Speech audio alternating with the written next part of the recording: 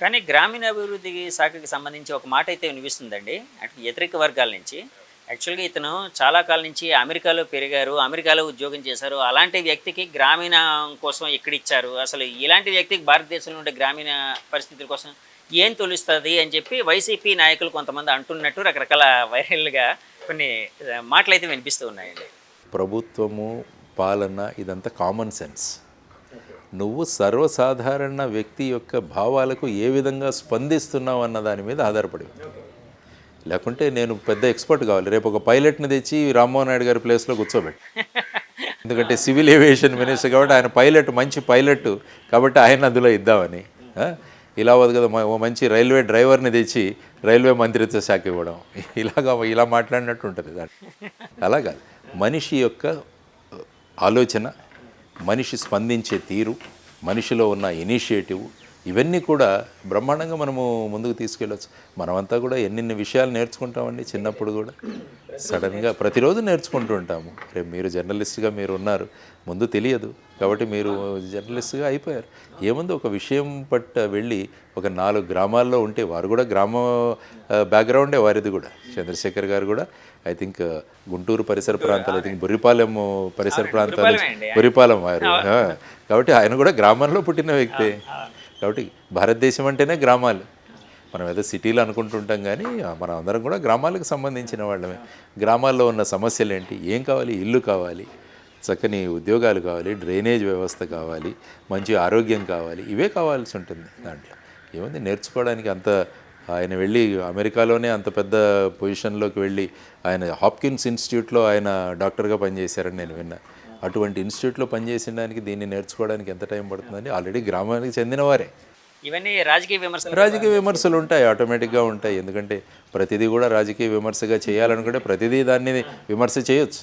ఎందుకంటే ఈ దేశంలో అత్యంత సులభమైన ప్రతిదాన్ని విమర్శించడం అంత సులభం ఏది లేదు, ప్రశ్నించడం అంత ఏది సులభం. సార్, విమర్శించడానికి స్థాయి కూడా అవసరం లేదు కదండి, ఎవరినైనా విమర్శించవచ్చు. సమాజంలో ఉన్న విమర్శన చేసే స్థాయి మనం చూసుకుంటే ఎంత దిగజారిపోయామంటే, మంచి మాటలు ఎవరైనా చెబుతుంటే కూడా వారిని ఈ ట్రోల్ అన్నది ఒకటి కొత్తగా ఏర్పడింది.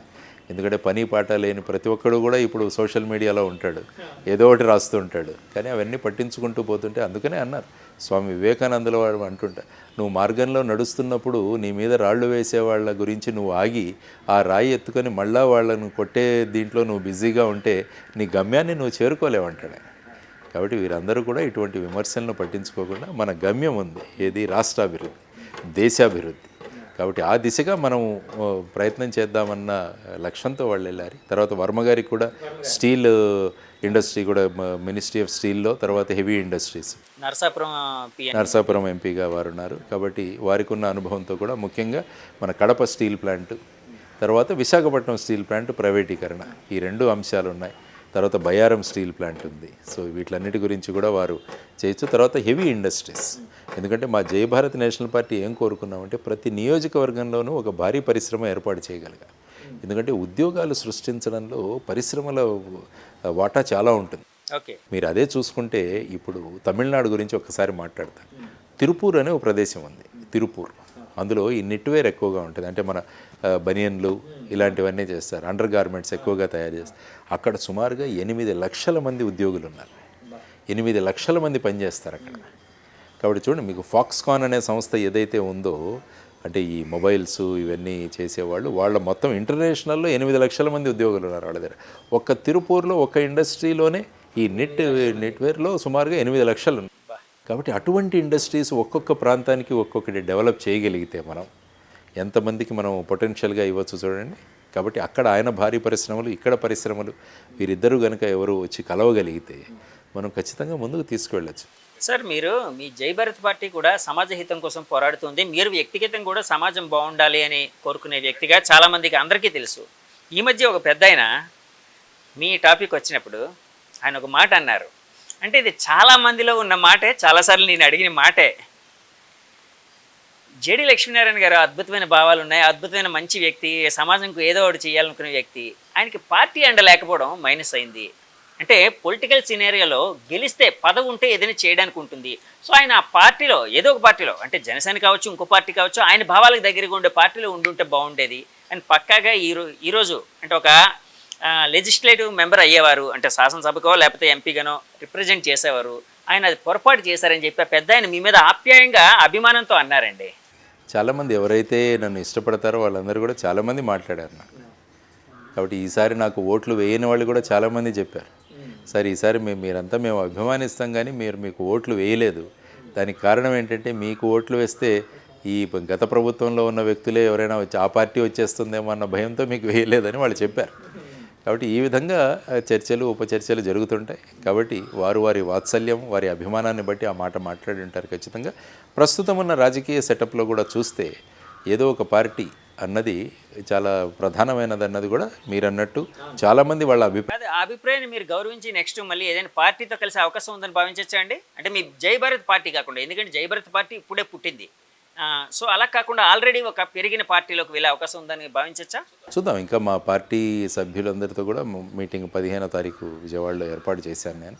అందరితో వెళ్ళి కలిసి డిస్కస్ చేస్తే ఈ పార్టీని ఏ విధంగా ముందుకు తీసుకువెళ్ళాలి, ఏది మనం ఎక్కడున్నా కూడా రాష్ట్ర అభివృద్ధి అన్నది చాలా ముఖ్యం.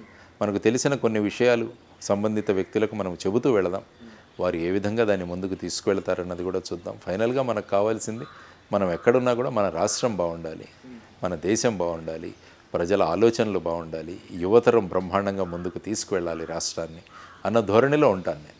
కాబట్టి ఆ విధంగా నా వంతు కర్తవ్యం ఏదైతే ఉందో నేను ఖచ్చితంగా పాటిస్తాను. అందుకనే షాడో క్యాబినెట్ వ్యవస్థ ఏదైతే మీతో మాట్లాడానో ఆ విధంగా మళ్ళా దాని ఫలితం ఏంటంటే ఫైనల్గా రాష్ట్ర హితానికి రాష్ట్ర అభివృద్ధికి ఉపయోగపడాలన్నది.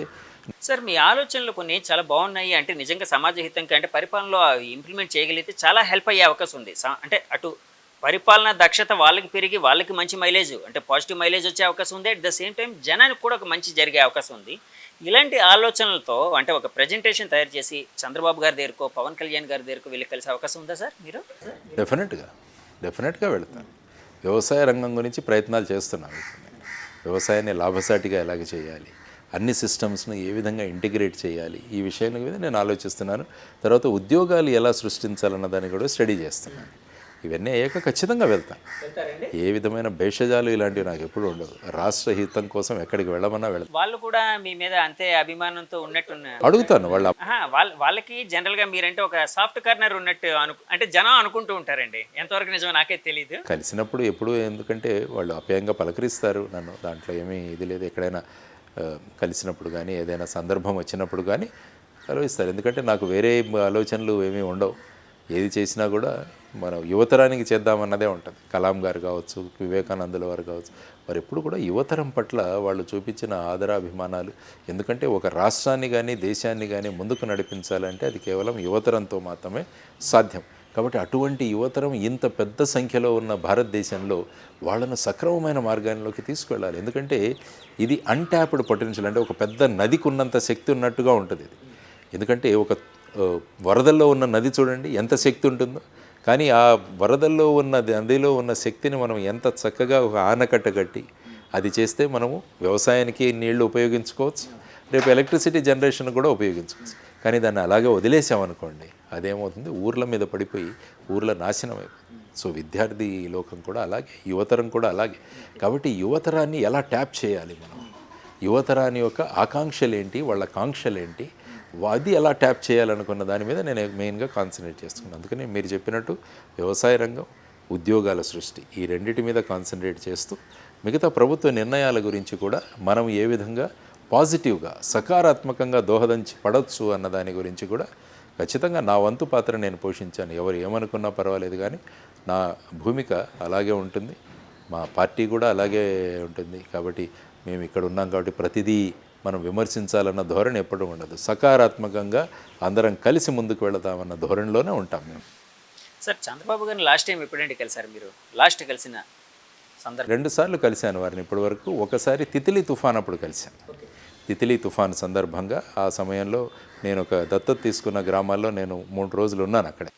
తుఫాన్ జరిగినప్పుడు ఆ ప్రాంతంలో తిరిగి, ఆ ప్రాంతం మళ్ళీ ఎందుకంటే చాలా నష్టం సంభవించింది. శ్రీకాకుళం జిల్లాలో అనేక జీడి, మామిడి చెట్లు ఇవన్నీ కూడా పడిపోయాయి, కొబ్బరి చెట్లు పడిపోయాయి. దాంతో ఏ విధంగా ఈ వీళ్లకు మనం ఉపయోగపడవచ్చు అన్నది ఒక లెటర్ తయారు చేసి వాళ్ళకు నేను పలాసలో ఇచ్చాను. పలాసలో వారు ఉన్నప్పుడు వెళ్ళి ఇచ్చాను. అది మొదటిసారి నేను కలవడం చంద్రబాబు గారిని. రెండవసారి మా అమ్మాయి పెళ్లి గురించి ఇన్విటేషన్ ఇవ్వడానికి వెళ్ళాను. వారు మా అమ్మాయి రిసెప్షన్ కూడా వచ్చారు. సో ఈ 2 సార్లు మాత్రమే కలవడం జరిగింది. సార్ ఇప్పుడు దత్తత తీసుకున్నాను అన్నారు కదండి, ఏ గ్రామం అండి అది? సహలాల పుట్టుగా అని మన కవిటి మండలం, కవిటి. శ్రీకాకుళం జిల్లాలో. అది కొంచెం వెనకబడిన గ్రామాలు వెనకబడింది, ఉద్దానం ప్రాంతం. అది ఉద్దానం. ఉద్దానం ప్రాంతం. తర్వాత వచ్చేసి అక్కడ ఈ కిడ్నీ వ్యాధులు ఇవన్నీ కూడా ఎక్కువ ఉన్నాయి. కాబట్టి అక్కడ మా ఫౌండేషన్ తరపున కొద్దిగా పని చేశాము అక్కడ. కాబట్టి ఆ తిత్లీ తుఫాన్ అప్పుడు నేను అక్కడ 3-4 రోజులుండి ఆ ప్రాంతం ఎలా మనం బయటికి తీసుకురావాలన్న ప్రయత్నాలు చేశాం. ఆ సందర్భంగా చంద్రబాబు గారిని కలవడం జరిగింది. పవన్ కళ్యాణ్ గారిని ఇంకా బయటకు వచ్చేసిన తర్వాత కలవలేదు కదండి, అదే ఆఖరండి? ఆ పెళ్ళి ఐ థింక్ రిసెప్షన్ కానీ ఎంగేజ్మెంట్ అప్పుడు కలిశాను ఒకసారి. బయటకు వచ్చిన తర్వాత కలిసాం, మాట్లాడుకున్నాం. ఓకే, ఏం మాట్లాడుకున్నారు సార్? అంటే రాజకీయాలేనా లేకపోతే ఫార్మల్గా అండి? ఎలా ఉన్నారు, బాగున్నారా, ఎలా ఉన్నారు, అంతే. ఆ విధంగా జస్ట్ ఒక 5 minutes కలిసాం. Okay okay.